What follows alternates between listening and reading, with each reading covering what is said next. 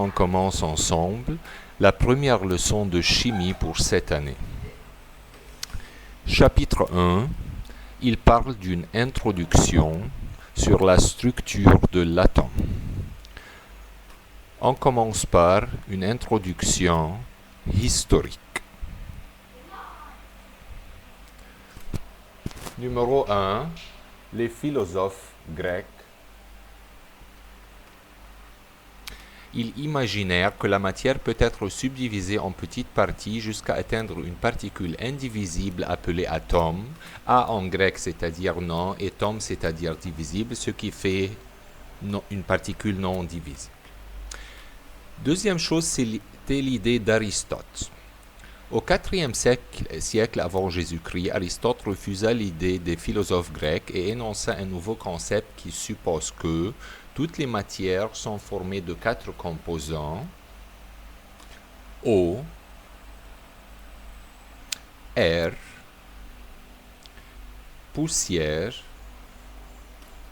et feu, et que, selon cette idée, les savants imaginèrent qu'en variant les proportions de ces matières, il est possible de transformer le fer et le cuivre en métaux précieux comme l'or. Cette idée indigente a empêché l'évolution de la science de la chimie pour plus qu'un 1000 ans. Ensuite, on va à la définition de l'élément énoncée par Boyle, qui était un Irlandais en 1661. Il refusa l'idée d'Aristote et énonça la première définition de l'élément. C'est un corps pur simple qu'on ne peut pas le décomposer en d'autres corps plus simples par les moyens chimiques connus. Ensuite, la théorie atomique de Dalton. En 1803, Dalton énonça la première théorie atomique, hypothèse de la théorie atomique de Dalton, que l'élément est formé de particules infiniment petites appelées atomes. Tout élément est formé d'atomes infiniment petits, indivisibles et pleins. Les atomes d'un même élément se ressemblent dans la masse, mais diffèrent d'un élément à un autre.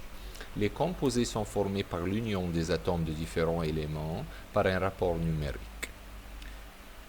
Voici, merci beaucoup, bonne chance.